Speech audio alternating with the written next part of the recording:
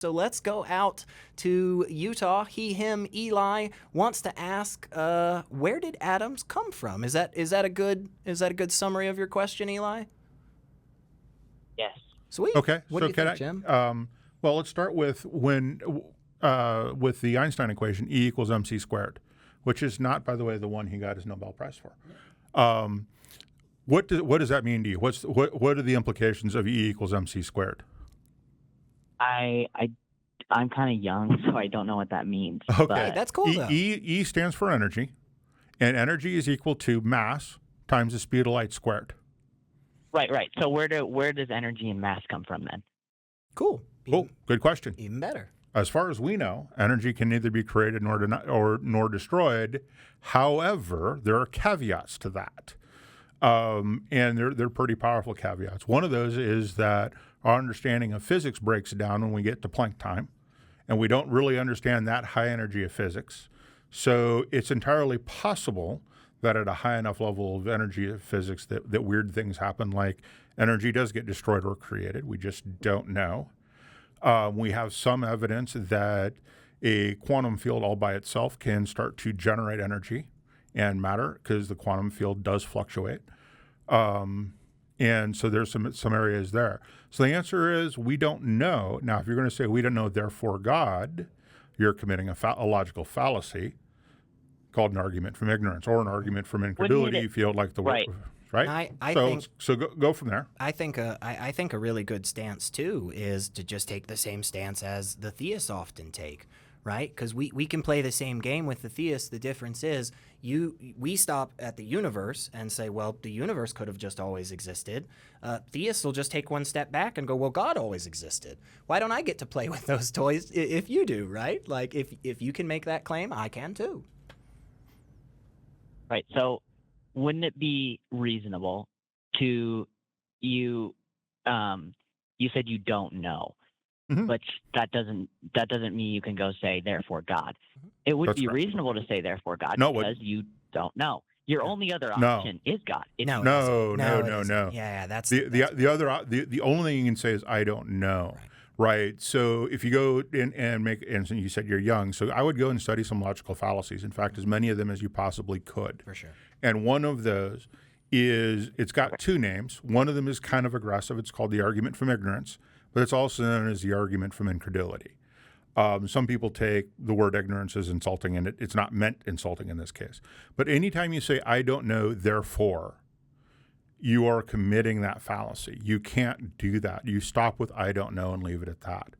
Because what you have to do now, if you say I don't know, therefore God, what you have to do now is explain to me what your methodology was to eliminate natural causes. And one of the things I'd like to point out, that in at least the last 2,000 years, every single supernatural phenomena that I'm aware of has found a natural explanation. And this is the thing you've got to overcome.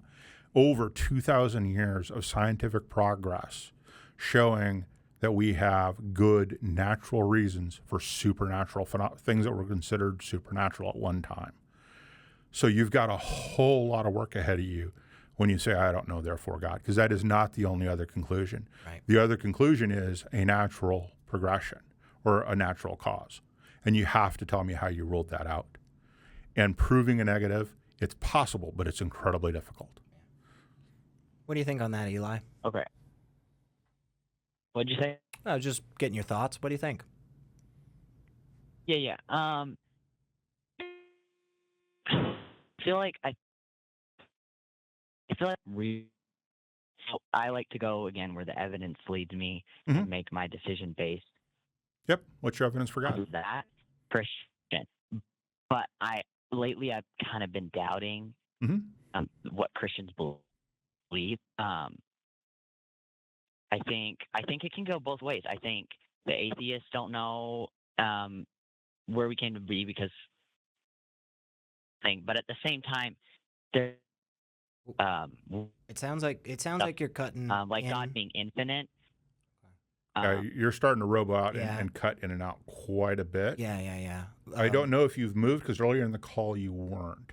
Yeah. So if you could go back to where you were earlier in the call, or I don't know what else. If we hear it another time or two, we'll just drop you and go grab some of the other calls, Eli. But I really want to hammer home this point that there is a big difference between somebody who does not believe in a deity, especially a creator deity, and saying, well, we don't know how the universe started, therefore I'm still not going to believe in this thing, versus somebody who says, well, we don't know how the universe started, therefore I am going to accept this conclusion.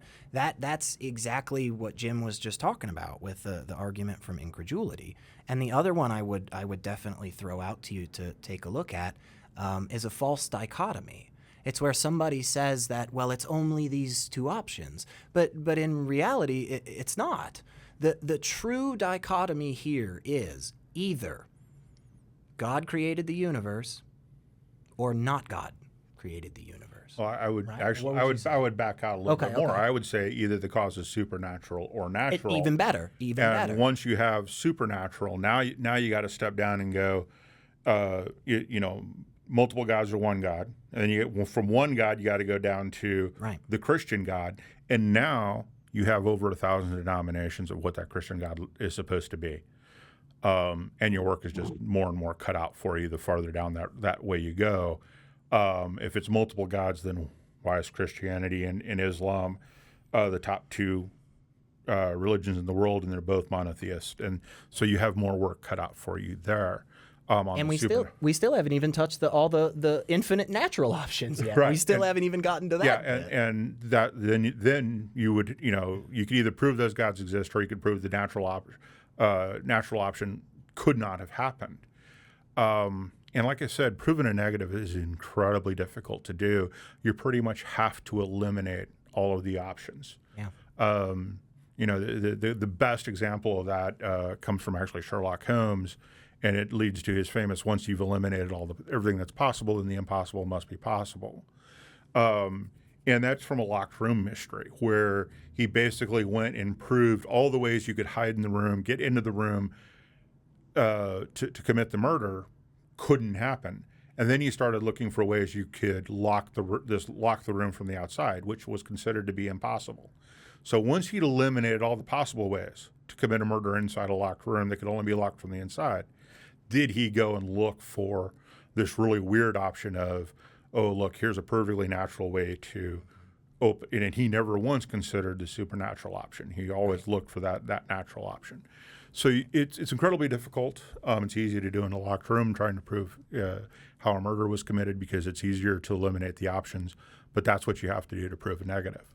So like I said, possible. And usually it's just easier to say it's not possible to prove a negative, even though it technically is, just because it is so difficult. Yeah, it's just such a task that honestly there's probably going to be a better way for the majority of them. But Eli, we're going to let you go because we do have still a little bit of time, and we got some other really good calls. Yeah. But I really appreciate that, and I appreciate you coming in humble. I felt you were coming in saying, look, I know I have some work to do on this, and again, just give us a call back, Eli. Like, that's what we're here for.